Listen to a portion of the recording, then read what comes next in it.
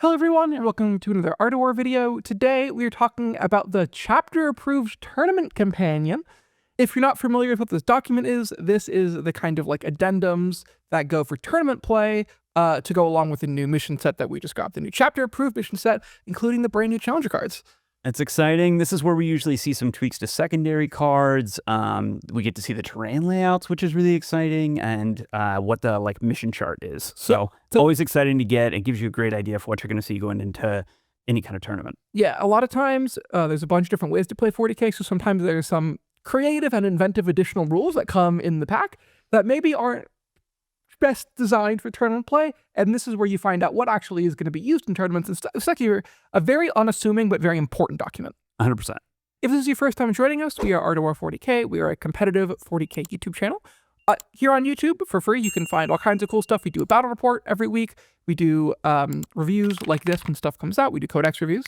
If you want to find more from us, if you want to find out some of our in-depth stuff, you can check out the War Room. That's the warroom.vhx.tv. There's currently a 3-day free trial. In there, you can find a bunch of more in-depth tactical things. We do puzzles, we do strategy sessions, we're going to do some master classes. If you join, you also get access to our Discord. We're currently doing a tabletop league up on PTS. Which has been blowing up. It's been really cool. Yeah. The Army Painter is my favorite hobby company in the entire world. My desk is literally full of Army Painter products, and it takes me from being an average painter to putting above tabletop standard models out into the tournament scene. Not only that, but the Army Painter has sponsored more competitive play than any other hobby company in the industry. They allow us to keep doing the things that we do. If you enjoy the Army Painter as much as I do, head over to thearmypainter.com where you can use the discount code ARTOFWAR5 to get a discount on your next order.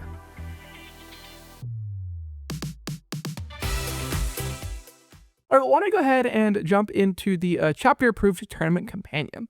If you have been playing for a while and you played in Pariah Nexus, this is a very, very similar document to the Pariah Nexus tournament companion, and a lot of it is exactly what you would expect. If you look at it, there's a whole bunch of steps to how to start the games, 1, 2, 3, 4, and those are really basic things like pick an army, pick a mission, things like that. Yeah. If you've played the game for any length of time, there's nothing in here that's very surprising whatsoever. I think the only change there is as we get down to talking about secondaries, right? Yes. And there's a slight change to new orders. Yes. In that you can now choose to discard a secondary both at the end of your turn or at the end of your opponent's turn. So both players have that option. So you could be looking at discarding 2 secondaries in a turn. Obviously, you can only gain 1 CP. And the rider with this is if you discard a secondary at the end of your opponent's turn, you do not gain a CP, even if that's the only time you do it. But very interesting to be able to quickly get rid of some dead cards and not, if your opponent makes the savvy play and gets you stuck with Defend Stronghold for another turn, being able to avoid that is pretty nice. Yeah, so basically what it means is when it currently is now, when you draw cards at the start of your turn, you can spend a command point to ditch one. And then at the end of your turn, you can ditch one and gain a CP if you didn't score it. Mm-hmm. Now, you can also discard a card at the end of your opponent's turn. This is going to mean 2 things. The first, as you said, is that if you would get stuck with a card, like if you're doing sabotage or recover after or something like that, and you get stuck with it, i.e. your opponent has killed the unit that's doing the action so you don't score the card, you can just get rid of it instead of having to attempt it again later. It also means that you have a lot more flexibility when it comes to keeping a card. If you say draw Assassinate and you think your opponent's going to expose some characters later, but not right now, there's a much less risk to keeping the Assassinate because if your opponent still doesn't bring out any characters, you can ditch it. This is going to make your tactical cards a lot more flexible. I am really excited about it because, to your point, at first glance you go, that kind of removes, the impact I can have on my opponent and how they're using their secondaries. I think it's actually the inverse. It gives you much greater agency over your secondaries, but the impact of what you're going to do with your own is going to drive what your opponent can or cannot do in a lot of places that in the past it wouldn't because you would just know. So I think combined with some of the new secondaries in this pack, marked for death, and things like that, a lot of impact you can have here. Yeah, I think you'll see people keep secondaries that are kind of speculative way more often than they would before. I also think, so for anybody out there who's like, I can't wait to just discard secondaries that I don't like all of the time, there is a clause here that if you burn through your entire secondary deck, you just are not eligible to draw secondaries anymore. So like they're discarding everything. You're not going to get to reshuffle and tackle that deck again. So you've got to be mindful of thinking about like what I can and cannot achieve and truly how much is left in the deck. Yeah. It's a little difficult to like actually do that, but if you're really burning through it, you could definitely get there in some of the later turns. I've had times as a Knights player where as I've like needed to burn through cards to start out or other things and gotten secondaries that didn't fit what the game flow was, where I've finished the game with only 2 or 3 secondaries left. It's definitely possible. The one other big thing kind of in the starting part of this document is that challenger cards are a part of tournament play. Yep. They just are, as they're written, with no changes. So if you're behind by 6, there's 9 now, really powerful cards that give you either a free stratagem or basically a free secondary. It's stuff like do an action in your deployment zone. Yep. Yeah. It's if you're behind 6 points or more, and that's determined at the start of the battle round. Yeah. So you're going to see that obviously not happening in turn 1, but turns 2, 3, 4, and 5. Moving on. Another really important change here is change to one of the cards. There's only one change here, and that is the secondary no prisoners in the actual deck itself is eligible to be fixed. It is not eligible to be fixed anymore. You cannot fix no prisoners. It has to be drawn in the tactical way. Yeah, you cannot choose it pre-game as one of your fixed objectives. You can't build your tournament list around that as a plan for your fixed objectives. I'm okay with this. I think this is a really good change. I think one of the big issues was, I know a lot of people were talking about it when it was revealed that, like, when people saw that you could fix no prisoners, was that there was a lot of people who were like, oh, I'm going to fix no prison assassinate.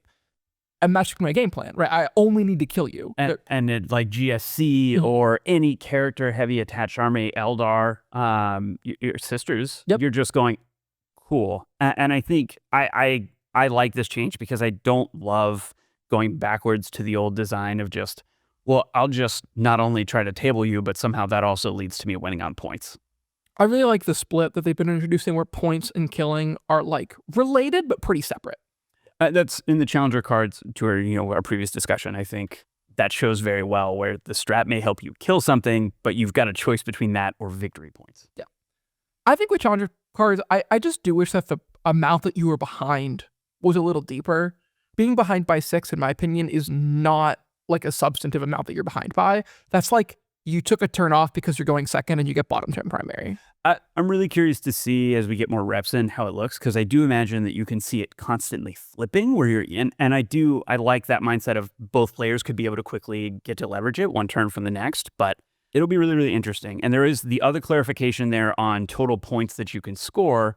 They did clarify that challenger cards are their own separate category of VP. You could get up to 12, obviously, with 4 turns if you got them all 4 turns and accomplished them, but they do not count towards either the secondary maximum or the primary maximum. You still can't go over 100, but now you could theoretically earn up to 112 points, but you can only score 100 of them. Correct. But what it means is if you have 40 secondary points and then you have 12 challenger card points, you get 52 points plus your normal 50 from primary. So it means that you can really not hold primary and still be very much in the game.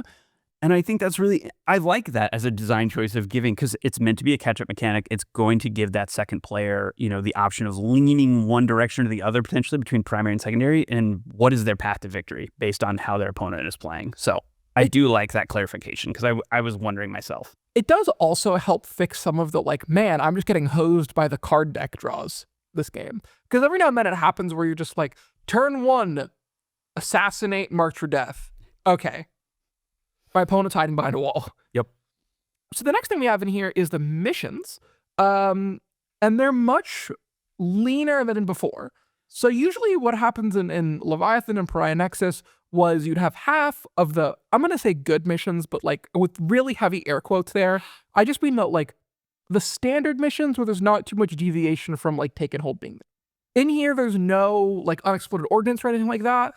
There's also no twists, which is really big. So there's just the primary mission, the deployment, and then the terrain layouts, no twists. So the primary missions are in rough order. It's take and hold, supply drop, linchpin, scorched earth, take and hold, hidden supplies, purge the foe, supply drop, hidden supplies, linchpin, scorched earth, take and hold, purge the foe, hidden supplies, terraform, scorched earth, supply drop, terraform, linchpin, purge the foe. So if you noticed, I only named like 5 there. It's a much smaller. There's no burden of trust, I will be a little bummed because it was like the most narrative type mission I could have as a Knights player and enter tournament. But this definitely feels like a more controlled environment. Also, not seeing the twists. We had the previous iteration in Pariah Nexus that we did see in tournaments, but there will not be. So it's pretty straightforward.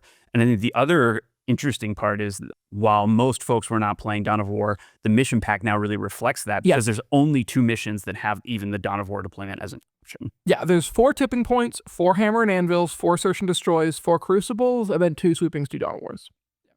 So it really feels like this part of the pack is kind of acknowledging how the game was already being played. Yep.